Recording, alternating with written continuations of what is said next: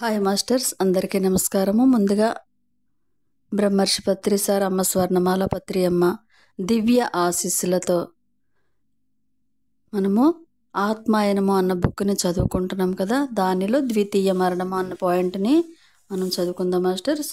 దానిలో 11 అంటే ఉదయం 11 గంటలు అవుతుందన్నమాట. అక్కడ చక్కగా అతను రోజు కూడా సూక్ష్మ శరీరయానం చేసుకొని వచ్చి అలాగే గుర్తున్నవన్నీ వెంటనే రాసుకుంటాడు కదా. అలాగే ఆ రోజు కూడా రాత్రి జరిగినవి రాసుకొని మళ్ళీ వాటిని చదువుకుంటున్నాడు అనమాట. అలా చదువుకుంటూ ఉండగా అక్కడ అతనికి ఒక సౌండ్ అన్నది వచ్చింది, ఒక గొంతు వినిపించింది అనమాట. హెన్రీ, చిట్ట చివరకు చెప్పుకోదగిందే సాధించావన్నమాట. ముందు నీతో సంభాషించిన వాటిలో వాస్తవాలను నీకు నువ్వు రుజువు చేసుకోవాలన్నది ఒప్పుకుంటావు. మరి తనకు అలవాటైన రీతిలో నిశ్శబ్దంగా గదిలోకి ఆచార్య వచ్చారంట. అవును ఆచార్య, నేను అంగీకరించి తీరాలి. ఎందుకంటే అడుగుతున్నారనమాట ఆచార్య, నువ్వు హెన్రీని కలుసుకోవడము మీద ఇదంతా కూడా మీరు కలిసి మాట్లాడుకోవటం ఇదంతా కూడా నువ్వు నమ్ముతున్నావు కదంటే, అవును నేను అది నమ్ముతున్నాను, నేను అంగీకరించాను. ఇంకా రుజువుపరచుకోవాల్సిన లేకపోయినా మరి మీరు చెప్పిన విషయాలన్నీ కూడా అనుభవంతో రుజువైపోయాయి నాకు. మరి నిన్న రాత్రి జరిగిందంతా కూడా మీకు తెలిసే ఉంటుంది.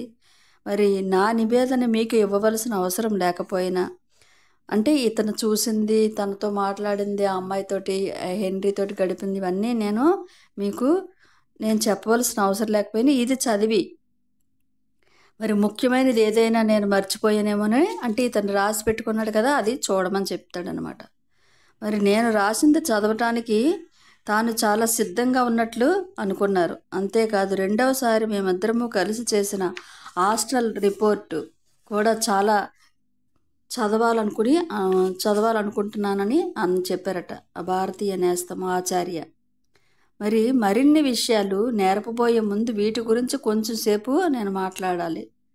మరి అతను రాసినవి చదవటం పూర్తయ్యేసరికి అతని ముఖంలో ఎంతో అబ్బా వెరీ గుడ్ అన్నంత ఫీలింగు కనిపించిందంట ఆచార్యకి. 10 రోజులుగా తాను ఎంతో ఓపికగా నేర్పిన దానిలో కొంతైనా ఇతను ఆచరణలో పెట్టగలిగినందుకు ఆయన చాలా హ్యాపీగా ఉన్నారంట.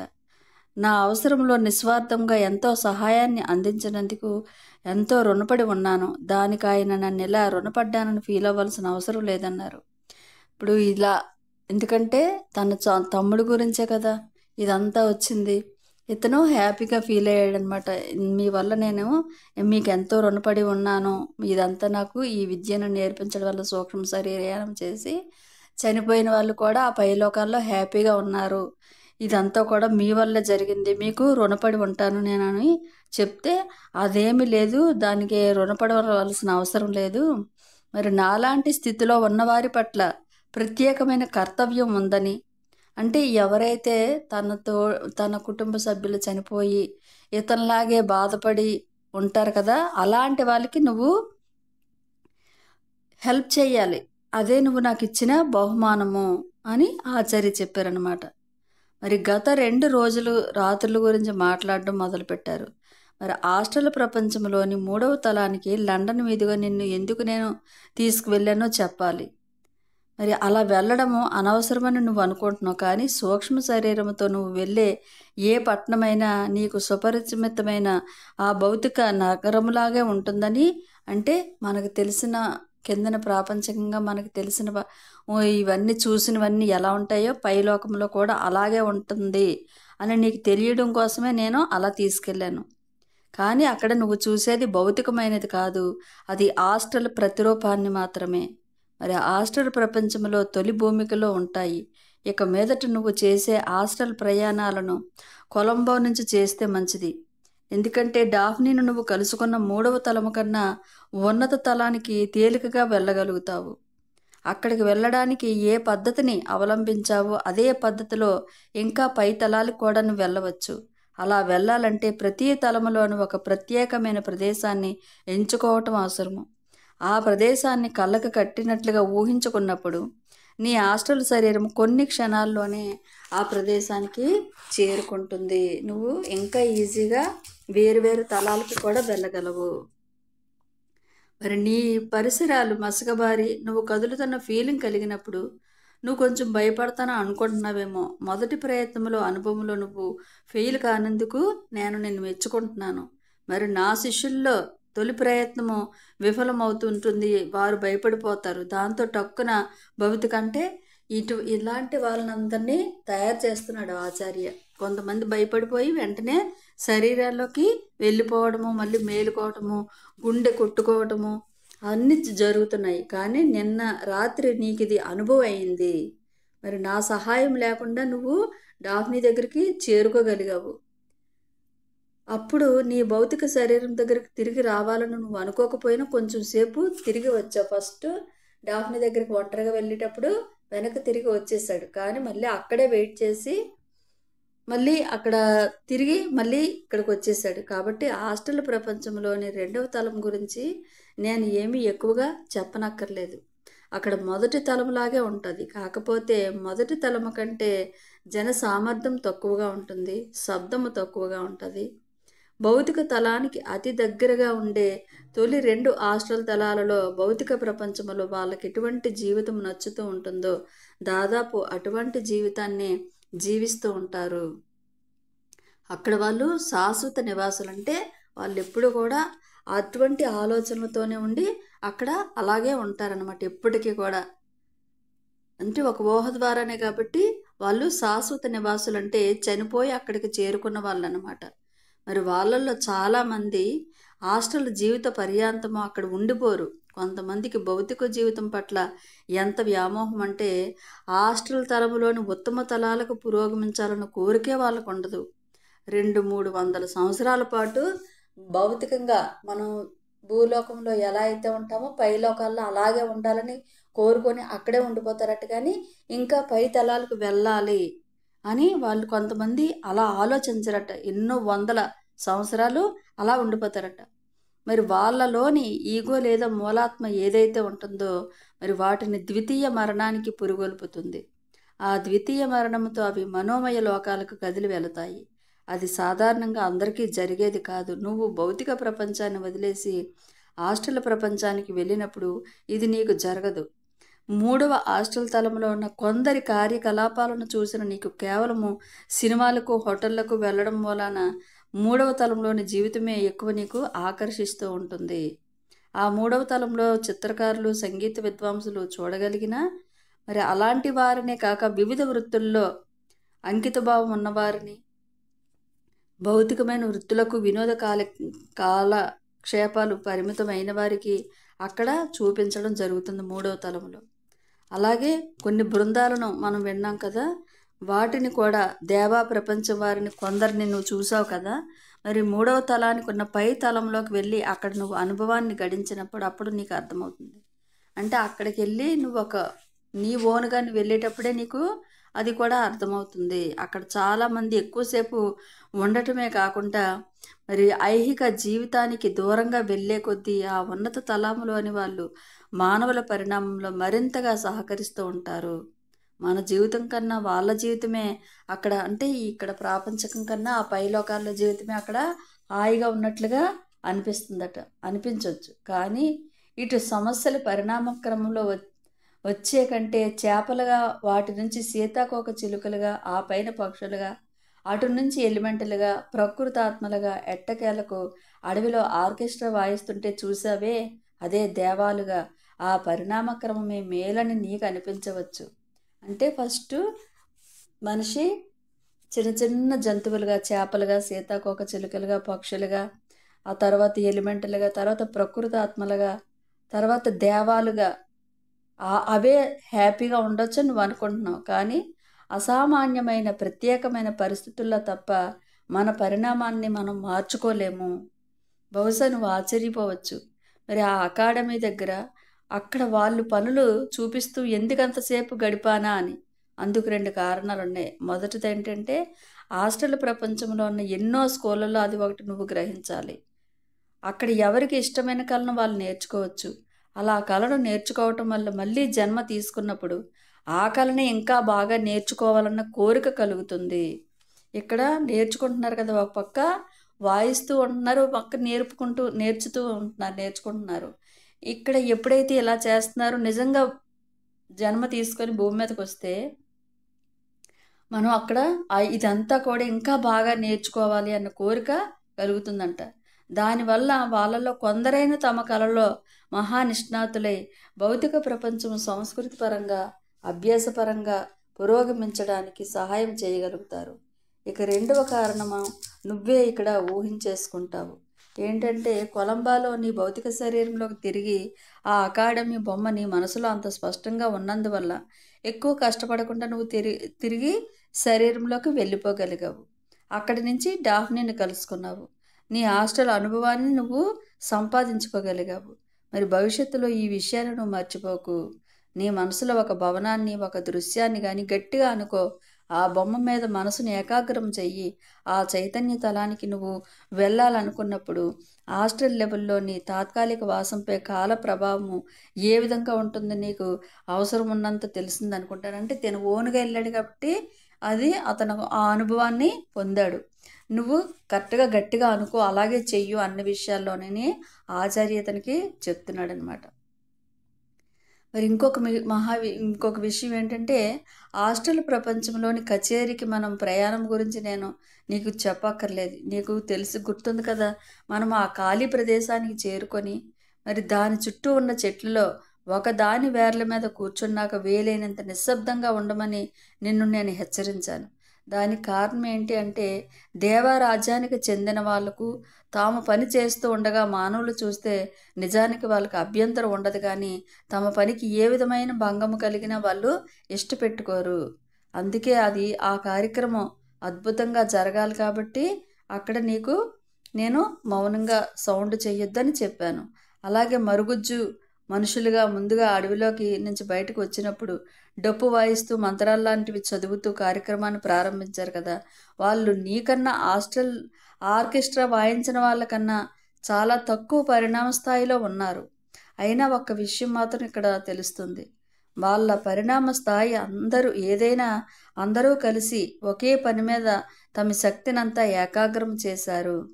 అంతేగాని కార్యక్రమ ప్రారంభానికి ముందు కచేరీలో భూప్రపంచంలో జరిగినట్లు చులకనగా మాట్లాడడం, అంటే ఇక్కడ మనం ఏవేవో మాట్లాడుకుంటూ ఉంటాం, అర్థం లేని మాటలో పిచ్చివాగుడు అలాంటివేమీ ఈ పైలోకాల్లో ఉండవు. మరి నీ దృష్టికి అవి తేవాలనుకున్నాను.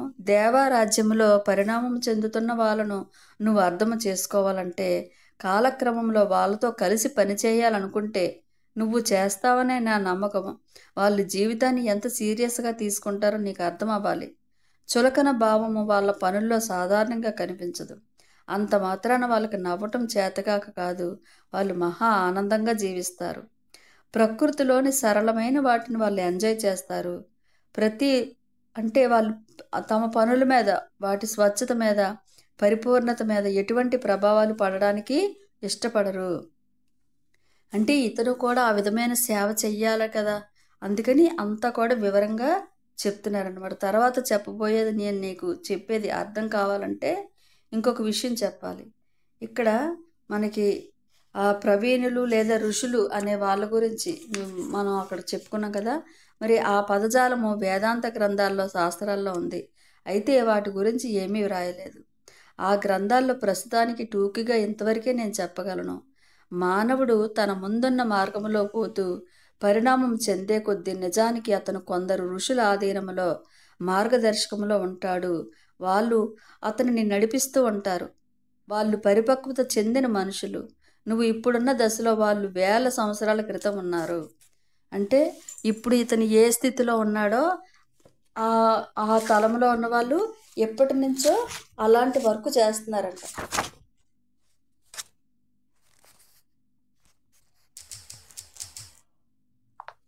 అంటే భౌతిక స్థాయిలోని వాళ్ళ జన్మ పరంపరను పూర్తి చేసుకొని ఈ భౌతిక ప్రపంచం నేర్పగల అన్ని పాఠాలను వాళ్ళు నేర్చేసుకున్నారు.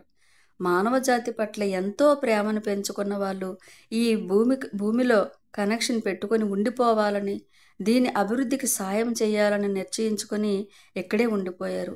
మరి ఈ ఋషుల్ని ఒక్కోసారి మాస్టర్స్, గురువు అని అంటూ ఉంటాము. మరి ఎందుకంటే వాళ్ళల్లో కొంతమంది శిష్యుల్ని ఏర్పరచుకుంటారు. ఆ శిష్యులు మానవులుగా పుట్టి ఇంకా ఏ విధముగా పరిపూర్ణత సాధించని వాళ్ళే ఉంటారు. అటువంటి వాళ్ళు ఏమి చేయాలని వచ్చారో అందులో వాళ్ళకి సహాయం చేస్తారు మరి ఈ గురువులు. మరి సామాన్య మానవులకు అందించని అభివృద్ధికరమైన అవకాశాలను ఈ శిష్యులకు ఇవ్వటం జరుగుతుంది. అయితే ఆ అవకాశాలను ఊరికే వాళ్ళకి ఇవ్వటము జరగలేదు. మానవాళిలో నుంచి ఏదో ఫేవర్ చేసి ఎంచుకోవటం కాదు. మానవులందుకు కష్టపడి అర్హతను సంపాదించుకొని ఉంటారు. అంతేగాని శిష్యులను ఎంచుకోవటంలోనూ వారికి సహాయం చేయటంలోనూ గురువులకు లేదా మాస్టర్స్కు పక్షపాతం ఉండదు ఇక్కడ అని అంతా కూడా మరి ఎన్నో జన్మల ప్రత్యేకమైన శిక్షణ పొంది కష్టపడి పనిచేశాక అప్పుడు ఆ శిష్యులను ఉపదేశ కార్యక్రమానికి సిద్ధపరచడం జరుగుతుంది. ఈ ఉపదేశ కార్యక్రమాలు ఆ శిష్యులకు ఒక ఎనర్జీని ఇస్తాయి. వాటి వల్ల వాళ్ళ సామాన్య జనవాళికి భిన్నంగా తయారవుతారు. ఇతరుల మనసులను ఎలా చదవాలో ఆ పరమ గురువులు వీళ్ళకి నేర్పుతారు. ఆ శిష్యుడు ఈ స్థితికి ఎదిగేసరికి అతను ఆ శక్తిని ఇతర మానవులకు సహాయం చేయడం తప్ప ఇంక దేనికి ఉపయోగించడు. చైతన్య స్థాయి మారినప్పుడు మరపు రావటం కాకుండా గుర్తుంచుకొని అన్ని చైతన్య స్థాయిల్లో ఎలా కొనసాగాలో అతనికి నేర్పటం జరుగుతుంది. అంటే ఇప్పుడు నేను నీకు హాస్టల్ స్థాయి, భౌతిక స్థాయిని 2 స్థాయిల చైతన్యాల్లో మాత్రమే మరుపు లేకుండా కొనసాగటం నేను నేర్పుతున్నాను కదా, అలా అన్నమాట. అంటే ఇప్పుడు ఈ ఆచార్య ఇతనికి ఎలా అయితే నేర్పుతున్నారో అక్కడ ఆ పైలోకాల్లో కూడా వాళ్ళు అలా నేర్చుకుంటున్నారు. మరి అప్పుడు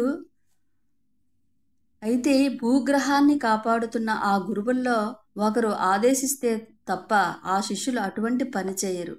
ఈ ఉపదేశ స్థాయిలో 5 దశలుంటాయి.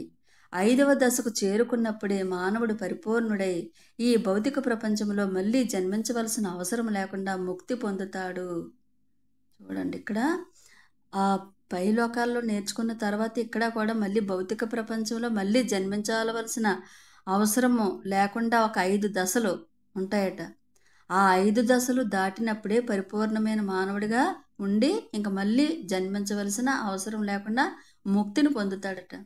మరి ఈ శిష్యుల జన్మలను ఒక్కోసారి పొడిగించటం జరుగుతుంది. దాంతో వాళ్ళు మామూలు జీవితకాలం కన్నా ఎక్కువ కాలము బ్రతుకుతూ ఉంటారు ఇక్కడ. అయితే ప్రత్యేకమైన లక్ష్యాల కోసం మాత్రమే ఇది జరుగుతుంది. ఒక దేశంలో భవిష్యత్ తరాల మీద కొన్ని రకాల ప్రభావాలు పడకుండా ఉండటం కోసము అతనికి అవసరం అక్కడ ఏర్పడినప్పుడు మాత్రమే ఇది జరుగుతుంది. అంటే అక్కడ జరిగే దేవాల కచేరీ నువ్వు చూసావు కదా, అది జరుగుతున్నప్పుడు ఒక అమ్మాయి చెట్టుపైన చిటారు కొమ్మను కూర్చొని సోలోగా పాడటం చూసావు కదా.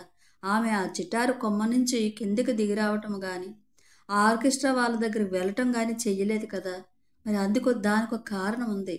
ఆ అమ్మాయిలకు ఆ పనుల కోసం ప్రత్యేకమైన శిక్షణ ఇవ్వటం జరిగింది. వాళ్ళు ఆ దేవాలందరితో కలిసిపోయి బ్రతకరు, విడిగా ఉంటూ తమ పనికి అంకితమైపోయి ఉంటారు. ఇందుకోసముగాను వాళ్ళు చాలా సెన్సిటివ్గా ఉండే శరీరాలను పెంపొందించుకుంటారు. ఏ లక్ష్యంతో ఒక పని జరుగుతుందో ఆ లక్ష్యానికి అనుగుణంగా తమ మనసును శృతి చేసుకోగలుగుతారు. ఉదాహరణకు ఆ అమ్మాయి ఎంతగానో పరిణితి చెందిన జీవి. తన పరిణామ క్రమంలో ఆమె ఉపదేశ స్థాయిలో ఉన్నది. అందువల్ల ఆమెకు సగటు దేవాల కంటే ఎంతో గొప్ప జ్ఞానము, శక్తులు ఉన్నాయి. సగటు రకానికి చెందిన దేవాలను ఆమె అప్పుడప్పుడు కలుస్తూ ఉంటుంది. మరి అప్పుడు అంతా చూపించి తీసుకొచ్చాడు కదా, అదంతా కూడా వివరంగా చెప్తున్నారనమాట ఆచార్య. ఇక పూజారి గురించి చెప్పాలంటే అతను అక్కడ జరగవలసిన తంతు జరిపి విశ్వాన్ని కంట్రోల్ చేస్తున్న జీవులను ప్రార్థిస్తాడు. తమ పనిలో సహాయపడమని. అతను కూడా ఎంతగానో పరిణితి చెందిన జీవే. అయితే అతను ఉపదేశ స్థాయికి ఎదగలేదు సరికదా. పరమ గురువులకు శిష్యుడైనా కాదు, అతను కేవలం ఒక పురోహితుడి పని చేస్తున్నాడు. అక్కడ చేరిన వారు ఏకాగ్రంగా చేస్తున్న ఆలోచన వల్ల, సంగీతం వల్ల పుట్టే శక్తిని కూడదీసి దానిని ఆలోచనా శక్తితో భౌతిక లోకంలో జరుగుతున్న మీటింగ్కు పంపుతాడు. అంటే ఇక్కడ అంతా కూడా ఆలోచన వల్లే అద్భుతమైన వర్క్ పైలోకాల్లో జరుగుతుంది. మరి అలా చేయటం ఎలాగో అతనికి నేర్పటం జరిగింది. అటువంటివి సాధ్యమేనా అని నువ్వు నమ్మకపోవచ్చు, కానీ నమ్మవలసిన అవసరం కూడా నీకు లేదు. మరి ఇలాంటివి అసంభవం అని అనుకోవటము ఎంత తెలివి తక్కువతనమో, ఎవ్వరూ ఉన్నదని చెప్పారు కాబట్టి ఉన్నది అని నమ్మటం కూడా అంతే తెలివి తక్కువతనము. అంటే ఇక్కడ మనం నమ్మం కొన్ని విషయాలు, కానీ అక్కడ అదే జరుగుతుంది ఖచ్చితంగా. మరి డాఫ్ని తన కాటేజీని మనకి చూపిస్తానంటే మరి ఎంతో సంతోషించాను. ఎందుకంటే ఒక్కోసారి ఆమె తన అకాడమీలో తన గదిలో ఉండదని నాకు తెలుసు. అంతేకాదు ఆమె ఉంటున్న లోయలో ఎంతోమంది ఉంటున్నారన్న విషయం నువ్వు చూడటము నాకు సంతోషం అనిపించింది. ఎందుకంటే వాళ్ళల్లో కొందరిని నువ్వు కలిసి మాట్లాడాలనేది నా కోరిక. మరి నీ కథ భౌతిక ప్రపంచంలో జీవిస్తూనే హాస్టల్ ప్రపంచంలో నీదైన ఒక జీవితాన్ని ఏర్పరచుకోవాలని నువ్వు చేస్తున్న ప్రయత్నాలు ఇవన్నీ వాళ్ళల్లో కొందరికి ఆసక్తికరంగా ఉండటమే కాదు, ఉపయోగకరంగా కూడా ఉంటాయి. అంటే నువ్వు డాఫ్నీని ఒంటరిగా కలుసుకోవడానికి వెళ్ళేటప్పుడు తన నివాసం ఉన్న దగ్గర ఎందరో కొంతమంది కూడా ఉంటారట. వాళ్ళకి ఇతని గురించి తెలిస్తే అతను చనిపోలేదు, కానీ ఇక్కడ హాస్టల్గా వచ్చాడు. ఇతను భౌతికంగా బ్రతికే ఉన్నాడు, హాస్టల్గా తన దగ్గరికి వచ్చాడు. ఇలాంటి విషయాలు అక్కడ ఉన్న వాళ్ళందరికీ కూడా ఉపయోగకరంగా ఉంటాయి. మరి వాళ్ళలో కొందరు నీ అంతగా పరిణితి చెందిన వాళ్ళు కారు. గత జన్మల్లో పురోగమించడానికి నీకున్నవి అవకాశాలు వాళ్ళకి లేకపోయాయి. మరి గత జన్మల్లో నీకు వచ్చిన ఆ అవకాశాలే ఈ జన్మలో నీకు ప్రత్యక్ష శిక్షణ పొందడానికి వీలు కల్పించాయి. నీకు నేర్చుకునే అవకాశము ఇప్పుడు ఏర్పడింది. కాబట్టి నువ్వు కూడా నీకు తెలిసిన ఏ విద్యనైనా ఇతరులకు పంచడానికి సిద్ధంగా ఉండాలి. మరి నా మాటల సారాంశము నీ హాస్టల్ ప్రయాణం గురించి పుస్తకంగా అచ్చు వేయాలని నీ సంకల్పము చాలా బాగుంది. అయితే ఈ ప్రపంచంలో బ్రతికున్న వాళ్ళను మాత్రమే ఇది ఉపయోగపడుతుంది. ఇప్పుడు కానీ ఇక మీదట కానీ నేను చెప్పబోయేవి కేవలము నీ ఒక్కడివి వినడానికి కాదు, అర్థము చేసుకోవాలని ఆసక్తి ఉన్న ప్రతి ఒక్కరూ కూడా తెలుసుకోవడానికి కొన్ని విషయాలు నీకు చెప్పి రహస్యంగా ఉంచమన్నప్పుడు దాని వెనుక ఉన్న ఉద్దేశం ఏమిటంటే అటువంటి జ్ఞానాన్ని పొంది స్వార్థముతో కొందరు ఇతరులకు హాని తలపెట్టవచ్చు. అయితే నీ వరకు చెప్పాలంటే నీ ఎదుగుదలకు తగిన విధంగా ఎలాంటి సందేహము మిగలకుండా నీకు విషయ పరిజ్ఞానము అందివ్వటం జరుగుతుంది. ఆచార్య చెప్తున్నాడు అనమాట. ఇదంతా కూడా అందరూ కూడా ఇలాంటి వర్క్ చేయడానికి సిద్ధంగా ఉండరు. కొంతమంది స్వార్థంతో ఉంటారు. కానీ నీకు ఎటువంటి సందేహం లేకుండా నీకు ఆ జ్ఞానం అన్నది ఇవ్వడం నీకు జరుగుతుంది. మరి దీనితో మనం నీ 2వ హాస్టల్ ప్రయాణం గురించి నువ్వు రాసిన దాని గురించి చెప్పడం పూర్తయింది. మరి అన్ని వివరాలను జ్ఞాపకంగా ఉంచుకొని నువ్వు తీసుకురాగలిగినందుకు నేను నిన్ను అభినందిస్తున్నాను. నువ్వు గుర్తు పెట్టుకోవాలన్న నీ నిర్ణయమే నీ విజయానికి కారణము. మీకొచ్చే చాలా కష్టాలకు ఓపెన్ సస్యం లాంటి కిటుకు మంత్రము మీ సంకల్ప శక్తేనని నువ్వు గ్రహించినట్లయితే నీకు భవిష్యత్తులో విజయమే లభిస్తుంది. ఒక విషయము, ముఖ్యమైన వివరము నువ్వు గుర్తు పెట్టుకున్నట్లు లేదు, అప్పుడు నువ్వు దాన్ని గ్రహించినట్లు లేదు. ఆ చెట్ల మధ్య ఆరుబయట ఆ కార్యక్రమం జరుగుతున్నప్పుడు 100 మంది దేవారాజ్యం వల్ల ఖాళీ స్థలం పైన కొంచెం ఎత్తులోనూ 15-20 అడుగుల ఎత్తులో తేలుతూ ఉన్నారు. తచ్చాడుతున్నట్లుగా ఆ చెట్లపైన గాలిలో తేలుతున్నారు. వారి చోద్యం చూడటానికి సరదాగా రాలేదు అక్కడికి. మరి ఈ ప్రపంచంలో పెద్ద పెద్ద చర్చల్లో అయితే అలా చేరి ప్రేక్షకుల్లా చూస్తూ ఉంటారు. కానీ అక్కడ కార్యక్రమంలో మాత్రం వాళ్ళు ప్రేక్షకులు కారు, ఆ కార్యక్రమంలో వాళ్ళు కూడా భాగస్థులు. ప్రధానంగా అక్కడ కావలసినవి శక్తిని అందరూ కలిసి పుట్టించారు. నువ్వు వాళ్ళను చూసి ఉంటే చాలా ఆసక్తికరంగా ఉండేది. ఆ గెడ్డం పురోహితుడు చేసిన ప్రార్థన అయిపోగానే వాళ్ళు ఆ శక్తిని కూడా తీసుకుని వెంటనే ఒక గుంపుగా అక్కడి నుంచి కదిలిపోయారు. బహుశా తాము కోరుకున్న ఫలితాన్ని పొందామో లేదో చూసుకోవడానికి. నువ్వు ఇవన్నీ గమనించినందుకు దిగులు పడవద్దు. గమనించినందుకు నువ్వు చేసినంత వరకు నువ్వు చాలా బాగా చేసావు, చాలా అద్భుతంగా నువ్వు చక్కగా బాగా వెళ్ళగలుగుతున్నావు, అద్భుతంగా చేయగలుగుతున్నావు అని ఆచార్య మెచ్చుకుంటున్నారనమాట. మరి మరునాటి రాత్రి నీ అంతట నువ్వు ఒంటరిగా సాధించాలన్న తపన నీకుంది. అలా కలగటము అది సహజం. భవిష్యత్తులో నీకు అలా ఎప్పుడు అనిపించినా సరే వెంటనే దాన్ని ఆచరణలో పెట్టేయి. ఆ కోరిక నీ ఇగో లేదా మూలాత్మలో నుంచి వస్తుంది. ఆ మూలాత్మే నువ్వు ఇటువంటి ప్రజ్ఞలో పురోగమించాలంటే చాలా కోరుకుంటూ ఉంటుంది. భౌతిక స్థాయిలో రొటీన్గా జరిగే మామూలు పనుల కన్నా కృత్రిమమైన సరదాల కన్నా ఉన్నత స్థాయిలో జరిగే కార్యకలాపట్ల మూలాత్మకు ఎంతగానో ఆసక్తి ఉంటుంది. కాబట్టి ఇక్కడ భౌతిక స్థాయిలో జీవించటం అనేది పరిణామంలో ఒక పురోగతికి అవసరమని మూలాత్మకు తెలుసుననుకో, కానీ దాని లక్ష్యం మాత్రం ఎప్పుడూ ఒకటే. మనిషి తనను తాను ఉద్ధరించుకోవాలి. అనేక జన్మల్లో తాను నేర్చుకోవలసిన పాఠాలను వీలైనంత త్వరగా మనిషి నేర్చేసుకోవాలి. అలా చేయటం వల్ల తాను మళ్ళీ భూమి మీద పుట్టవలసిన అవసరం నుంచి విముక్తుడవుతాడు.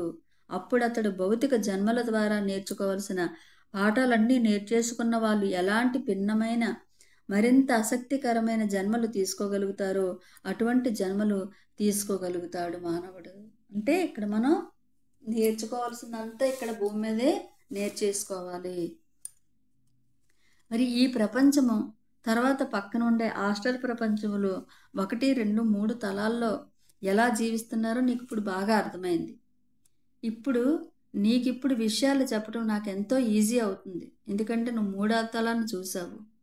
మరి ఎక్కువ శాతం అక్కడ స్కూళ్ళు ఉంటాయి, ట్రైనింగ్ ఇవ్వడం జరుగుతుంది. మరి అక్కడ కొనసాగింపే అయిన 4వ తలాన్ని నీకు త్వరలోనే నేను చూపిస్తాను. మొదటి 2 తలాలు ఒక దశకి సంబంధించినవి, 3, 4 రెండో దశకు, 5వ, 6వ తలాలు 3వ దశకు చెందినవి కాగా 7వ తలం ఇటు హాస్టల్ ప్రపంచానికి అంటే ప్రాణమయ లోకానికి, అటు మనోమయ లోకానికి అంటే మానసిక ప్రపంచానికి మధ్యలో ఉంటుంది. మరి ఇక 4వ తలంలో చాలామంది సంగీత విద్వాంసులను, కళాకారులను చూస్తాము. వాళ్ళు ఒంటరిగా పని చేయాలని కోరుకునేవాళ్ళు. ఇతరులకు నేర్పాలన్న కోరిక వాళ్ళకు ఉండదు. లేదా ప్రస్తుతానికి నేర్పే కార్యక్రమాన్ని ముగించుకున్న వాళ్ళు అయి ఉంటారు. ఇక్కడ 4వ తలంలో గురించి చెప్తున్నారనమాట ఇతనికి వివరంగా. ఇక్కడ పరిశోధనలు చేస్తున్న డాక్టర్లు కనిపిస్తారు. రోగాలను ఎదుర్కొని ఎన్నో రకాల కొత్త చికిత్సలను, పరిష్కారాలను ఈ హాస్టల్ స్థాయిలో కనుక్కోవడం జరుగుతుంది. పరిశోధనలు చేసే విద్యార్థులు ఎన్నో బృందాలుగా కలిసి కూర్చొని తమ భావాలను ఒకరినొకరు తెలుసుకుంటారు. ఇక్కడ గినియా పిగ్స్ లేకపోయినా వాళ్ళ సిద్ధాంతంలో అంటే లోపాలు పరిపూర్ణతకు చేరుకుంటాయి. ఇక్కడ ఈ ప్రపంచంలో ఏ డాక్టర్ అయినా ఎప్పుడైనా ఒక మూల సూత్రంతో, కొత్త ఆలోచనతో నిద్ర లేవడం జరిగిందా? అది నువ్వు అడిగితే అతడు అవుననే చెప్తాడు. ఆ ఆలోచనను పరిపక్వతకు తెచ్చి ఆచరణలో పెట్టడానికి కొన్ని నెలలు పడతాయి. మరి గత జన్మలో మాట్లాడిన మాటలకు బాధ, అవి ఎప్పటికీ పూర్తిగా చెరిగిపోవని ఇప్పుడు అతడు గ్రహిస్తాడు. దాంతో బాధ కలుగుతుంది. ఆ బాధలోని వ్యక్తిలోని సున్నితత్వాన్ని బట్టి తీవ్రంగా ఉండటమో లేక ఉండకపోవటమో జరుగుతుంది. మానసిక సమస్యలు చూడటంలో నిష్ణాతులైన డాక్టర్లు అటువంటి కేసులు చూస్తారు. దానివల్ల అటు డాక్టర్కు, ఇటు పేషెంట్కి కూడా ఎంతో లాభం ఉంటుంది. ఎందుకంటే 5వ, 6వ తలాల్లో ఎంతోమంది పరిశోధనలు కనబడతారు. మెదడు, గుండె, ఇతర భాగాల్లో స్పెషలిస్టులు అన్నమాట వాళ్ళందరూ కూడా. ఇక్కడ ఈ స్థాయిలో ప్రపంచ ఆర్థిక సమస్యలను గురించి చర్చించటము, నెలల తరబడి, ఏళ్ల తరబడి వాటి గురించి కృషి చేయటము. మరి ఈ స్పెషలిస్టులు కొన్ని నిర్ణయాలకు వచ్చాక వాటిని అమల్లో పెట్టి చూస్తారు. అది ఎలా అంటే భూమి మీద ఎవరి మాటకు దేశాలు విలువనిస్తాయో, సంస్కర్తల బృందాలు ఎవరి మాటలకు అనుగుణంగా ప్రవర్తిస్తారో అటువంటి మానవుల మనసుల మీద తమ నిర్ణయాల ముద్రలు వేస్తారో ఆ స్పెషలిస్టులు. తమ ప్రయత్నంలో పరిష్కరింపలేని అతి క్లిష్ట పరిస్థితులను మానవజాతి ఎదుర్కొన్నప్పుడు వారికి సహాయం అందాలి. అంతకుముందు ఒక సామాన్యమైన రాజకీయ నాయకుడిగానో, ఒక పార్టీ లీడర్గానో ఎక్కువ గుర్తింపు లేకుండా ఉన్న వ్యక్తి ప్రపంచ స్థాయిలో పెద్ద పెద్ద సమస్యలు ఏర్పడినప్పుడు ఒక ప్రముఖ వ్యక్తిగా నిలబడతాడు. మరి ఇక్కడ మానవ కళ్యాణార్థమే కష్టకాలం ఉన్నంత వరకు అటువంటి సూపర్ మ్యాన్లు అంటే విపత్తు దాటిపోగానే ఆ వ్యక్తుల మీద విశ్వరక్షకుల ప్రభావం ఏదైతే ఉందో అది ఉపసంహరించబడుతుంది. ఎందుకంటే మనిషికి సంకల్ప స్వేచ్ఛ జన్మ హక్కుగా వచ్చింది. అతనికి ఎంతవరకు అవసరమో అంతవరకే సహాయం అందాలి, కానీ అంతకు మించి అందకూడదు. అంటే ఈ తలాలలో కొందరికి భూమి మీద ప్రతి ఏడాది లక్షలాదిగా పెరుగుతున్న జనాభాకు ఎదురవుతున్న ఆహార సమస్య పట్ల ఆసక్తి కలుగుతుంది. మరి ఆసక్తి ఉన్న వాళ్లకు దేవాలు సహాయం చేసి ఆ సమస్య పరిష్కారానికి కొత్త వ్యవసాయ పద్ధతులు సూచిస్తారు.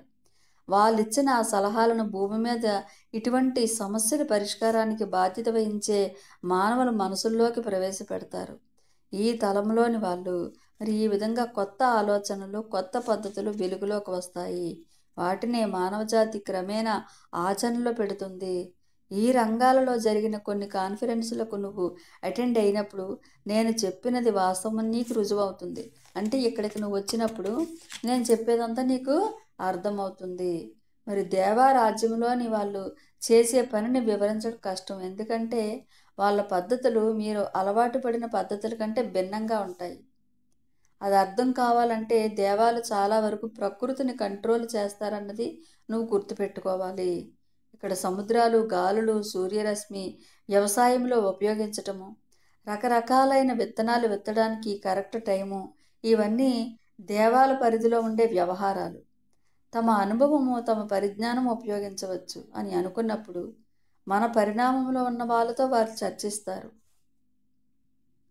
మరి ఇక్కడ తుఫాను, భూకంపము, మరి వాటి వల్ల విపరీతమైన జన నష్టము, ఆస్తి నష్టము, మరి వేలాది మంది ఇల్లు వాకిలు లేకుండా అయిపోయారని మనం చెప్పుకుంటూ ఉంటాం కదా. అదందరికీ మరి మేలు చేసే భగవంతుడు ఇలాంటివి ఎందుకు జరగనిచ్చాడా అని నువ్వు అనుకోవచ్చు.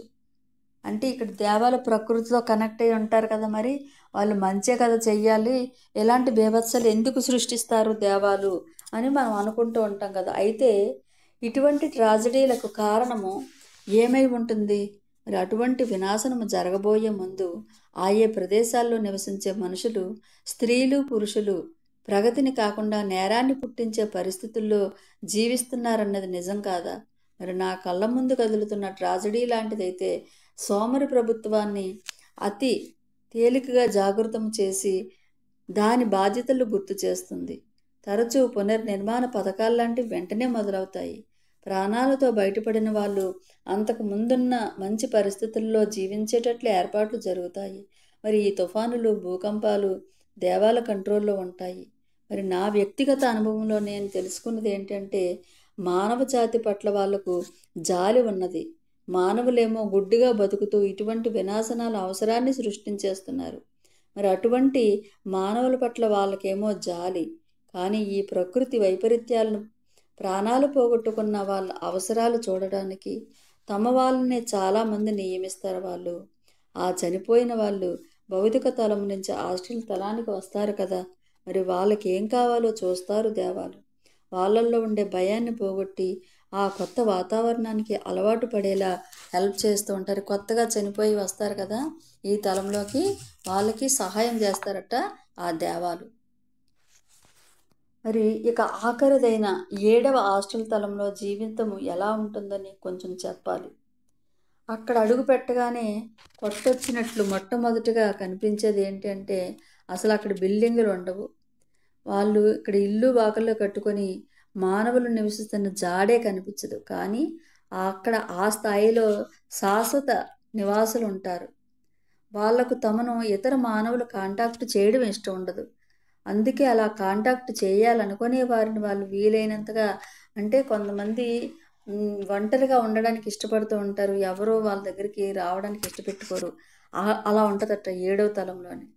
మరి ఆ తలంలో ఉండే అభిప్రాయము ఏంటంటే మన పరిణామంలో ప్రగతిని సాధించాలంటే, అంటే వాళ్ళున్న దగ్గర ప్రగతి సాధించాలంటే ఏకైక మార్గము పూర్తిగా ఒంటరి జీవితాన్ని గడుపుతూ మౌనంగా ఉండాలి.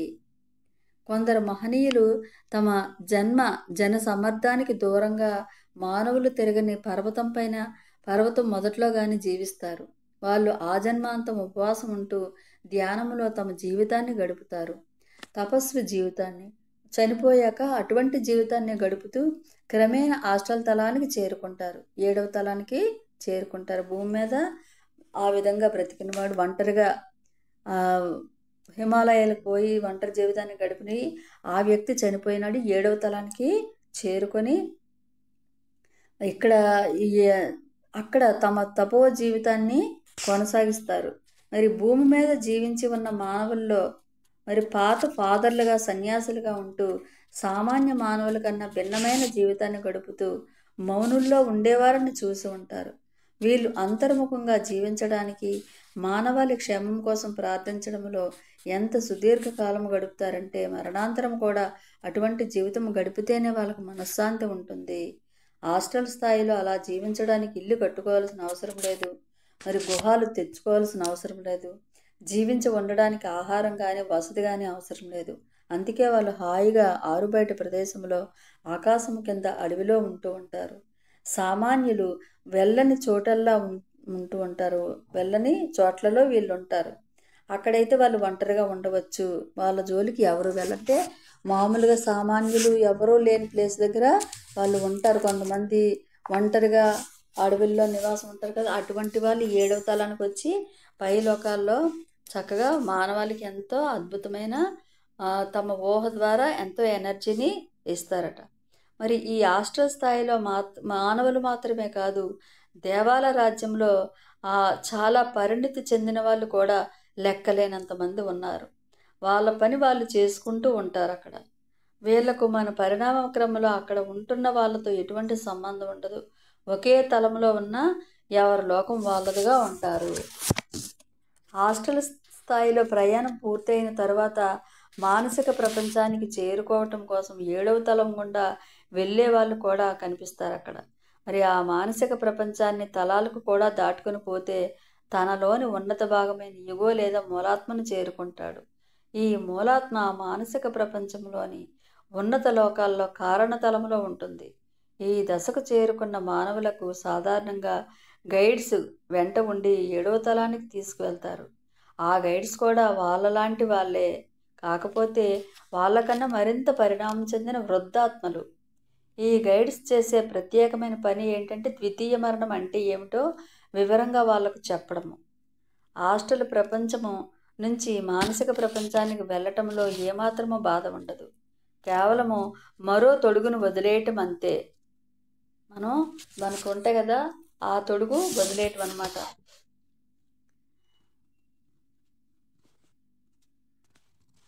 ఇక్కడ కానీ ఎందుకంటే దీని పట్ల వాళ్ళలో ఎటువంటి భయాలు ఏర్పడిన వాటిని తొలగించటమే గైడ్స్ పని. ప్రతి జన్మ పూర్తవగానే అదే ప్రయాణాన్ని మనం ఎన్నోసార్లు చేస్తూ ఉంటాం, కానీ ఆ ప్రయాణాలు మనకి గుర్తుండవు. ఎందుకంటే భౌతిక జన్మ తీసుకున్న ప్రతిసారి మనకు కొత్త మనోమయ సూక్ష్మ భౌతిక శరీరాలు ఉంటాయి. వాటికి గత జన్మల గుర్తులు ఏవీ ఉండవు. సూక్ష్మ ప్రపంచం నుంచి మనోమయ ప్రపంచానికి వెళ్ళడం అన్నది సగటు మానవుని అదుపులో ఉండదు. సూక్ష్మ స్థాయిలో అతను నేర్చుకోవాల్సింది ఏమీ లేనప్పుడు సూక్ష్మ శరీరాన్ని బలవంతంగా వదిలివేస్తాడు, వదిలిపెట్టక తప్పదు. మరి మనోమయ ప్రపంచానికి వెళ్ళవలసి ఉంటుంది. మరి భౌతిక శరీరంలో తాను సాధించిన మానసిక స్థాయి పనులు ఏవైతే ఉన్నాయో వాటిని దృఢపరుచుకొని నిత్యానువులో నిక్షిప్తమైన జ్ఞానానికి తాను కొత్తగా నేర్చుకున్న దానిని చేరుస్తాడు. ఆ నిత్యానువులో గత అన్ని జన్మలకు సంబంధించిన జ్ఞానం ఉంటుంది. ద్వితీయ మరణానికి సంబంధించి తెలుసుకోవాల్సిన సమాచారం అంతా తెలుసుకున్నాక ఆ వ్యక్తి క్రమేణా నిద్రలోకి వెళ్ళిపోతాడు. మెలకువ వచ్చేసరికి అతను మనోమయ లోకంలో ఉంటాడు. ఆ నిద్రలోకి ఒరగడానికి తిరిగి మెలకువ రావడానికి మధ్య ఉన్న ఆ క్షణకాలంలో అతడు హాస్టల్ శరీరాన్ని శాశ్వతంగా విడిచేస్తాడు. అంటే భౌతిక తలం నుంచి హాస్టల్ ప్రపంచం నుంచి మనోమయ ప్రపంచానికి వెళ్ళినప్పుడు కూడా ఫ్రెండ్స్ వచ్చి కలుస్తారు, సరికొత్త జీవితాన్ని ప్రారంభిస్తాడు. సగటు మనిషి విషయంలో అతని హాస్టల్ జీవితకాలం కంటే సాధారణంగా ఇక్కడ జీవితకాలం చాలా తక్కువగా ఉంటుంది.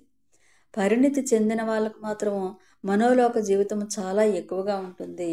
పరిణితి చెందిన వాళ్లకు అంటే ఇక్కడ భూమి మీద పరిణితి చెందిన ఆత్మలకు మనోలోకములో జీవితము, మరి ఆ వ్యక్తి వదిలేసిన హాస్టల్ శరీరం నశించిపోయి తిరిగి హాస్టల్ పదార్థంతో కలిసిపోవడానికి కొంత సమయం పడుతుంది.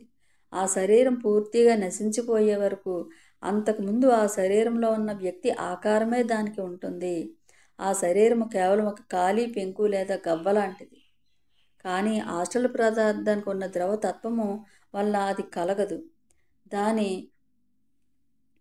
ఇక్కడ ఖాళీ పెంకు అంటే హాస్టల్ శరీరాలను చూసి పలకరించి వాటి నుంచి సమాధానం రాకపోయేసరికి నివ్వెరపోయారు. అంటే భౌతిక సవాళ్ళలాగా ఈ హాస్టల్ గవ్వ శ్రమ కాదు, దానిలో ఉండిన అసలు వ్యక్తి అంటే మూలాత్మలో దానికి ఎటువంటి సంబంధము లేకపోయినా దానిలో ఇంకా కొద్దిగా ప్రాణం ఉంటుంది. అది పూర్తిగా నశించిపోయే వరకు ఆ హాస్టల్ శరీరం తనను తాను ఒక వ్యక్తిగానే అనుకోవాలి. ఎందుకంటే అది ఆ వెళ్ళిపోయిన వ్యక్తి యొక్క నీడ ఒక చిన్న భాగము. ఆధ్యాత్మిక తత్వ నిరూపణకు ఆత్మలతో మాట్లాడటానికి ఏర్పాటు చేసిన సభలలో రకరకాల వ్యక్తీకరణలు చేస్తూ ఉంటాము. ఒక్కోసారి ఆ పనికి పూనుకున్న వ్యక్తి అసలు మనిషి కాంటాక్ట్ చేయడానికి బదులు ఈ హాస్టల్ గవ్వను, అంటే ఆ హాస్టల్ మృత శరీరాన్ని కాంటాక్ట్ చేయటం జరుగుతుంది. అంటే ఆ మనిషి చనిపోయి చాలా కాలం అయితే ఇటువంటిది జరగడానికి వీలుంటుంది. ఆ పూనుకున్న వాని స్నేహితుడొచ్చి మాట్లాడుతుంటాడు కానీ చాలా విషయాల్లో బ్రతికున్నప్పుడే అతని తెలివితేటలు మనకిప్పుడు గుర్తుకు రావు. అతని తెలివితేటలు మందగించాయా అనిపిస్తుంది. మందగించటం మాత్రం అసాధ్యము. మరణానికి ఆవల పురోగమనమే తిరోగమనం ఉండదు.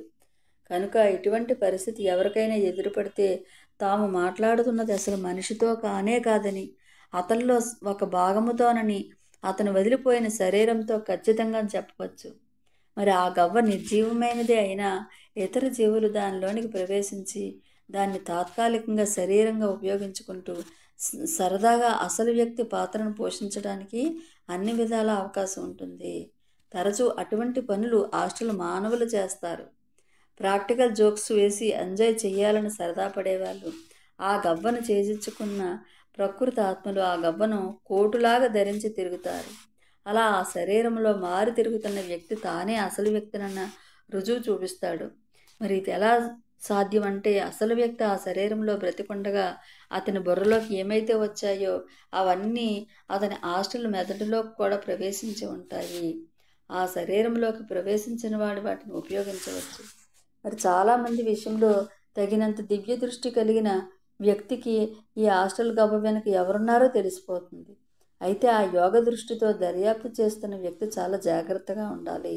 ఎందుకంటే అసలు వ్యక్తి మాయమైపోయి ఏ గవ్వ అయితే మిగిలిందో అది సైతము మీడియం ఆకారంలోకి వచ్చినప్పుడు చర్యలోకి ప్రేరేపించబడుతుంది, అంటే పనిచేస్తుంది. కొన్ని గవ్వలు నీకు భవిష్యత్తులో ఎదురవ్వచ్చు. ఒక విషయం మాత్రం నిశ్చయము, వాటి వల్ల నీకు ఏ విధమైన అపాయం కానీ హాని కానీ ఉండదు. ఇదంతా విపులంగా ఆచార్య ఇతనికి చెప్తున్నాడనమాట. ఇంక ఈ రోజుతో ఇక్కడ మనం ఆపుదాం. నువ్వు ఇదంతా తెలుసుకున్నావు కాబట్టి మరి ఇప్పటి నేను చెప్పిన వాటిల్లో ఈ ప్రపంచానికి ఆనుకొని ఉన్న హాస్టల్ ప్రపంచంలో వివిధ తలాల గురించి టూకీగా నీకు చెప్పాను. ఇప్పుడు నువ్వేం చేస్తావంటే ప్రశ్నల లిస్టు, నీకు ఏవైతే డౌట్లు ఉన్నాయో ఒక లిస్టు తయారు చెయ్యి. రేపు ఉదయము నన్ను అడిగావంటే వాటికి నేను సమాధానం చెప్తాను. తర్వాత నీ అంతటి నువ్వు ప్రయోగాలు చెయ్యు. ఆ తర్వాత మళ్ళీ నేను వస్తాను. అప్పుడు మనోమయ ప్రపంచంలో జీవితం ఎలా ఉంటుందో దాని గురించి అప్పుడు నీకు చెప్తాను. అంతా కూడా ఈ హాస్టల్ ప్రపంచం గురించి నేను ఏవైతే చెప్పానో నువ్వు వివరంగా మనోమయ ప్రపంచం గురించి నీకు ఇంకా నేను చెప్పలేను. ఎందుకంటే ఆ ప్రపంచంలో జరిగే వాటిని ఈ ప్రపంచంతో జరిగే వాటితో పోల్చటము చాలా కష్టము. పోల్చకుండా చెబుతూ పోతే అర్థము కాదు. పోలుద్దామంటే అక్కడ జరిగే వాటికి ఇక్కడ జరిగే వాటికి తేడా ఉంటుంది. ఎక్కడికంటే అక్కడ జీవితం భిన్నంగా ఉంటుంది. ఎందుకంటే అక్కడంతా ఆలోచనతోనే నడుస్తుంది. ఇక్కడ మీకు టేబుళ్ళు, కుర్చీలు, భవనాలు ఉన్నాయి. హాస్టల్ ప్రపంచంలో ఆలోచనలే టేబుళ్ళు, కుర్చీలు, భవనాలు. నిజానికి ఆలోచన తప్ప ఏమీ లేదు అక్కడ. కనుక నా ప్రాబ్లం నువ్వు అర్థం చేసుకోగలుగుతావు. వీలైతే నిన్ను మనోమయ తలానికి కొంచెం సేపు తీసుకువెళతాను. అక్కడ నీకు కనబడిన దానికన్నా నువ్వు గ్రహించిన దానిని గుర్తు పెట్టుకోగలుగుతావన్న ఆశ నాకుంది. అయితే దీని గురించి ఎక్కువగా ముందు ముందు చెబుతాను నీకు. రేపు మళ్ళీ నేను టైంకి వస్తాను.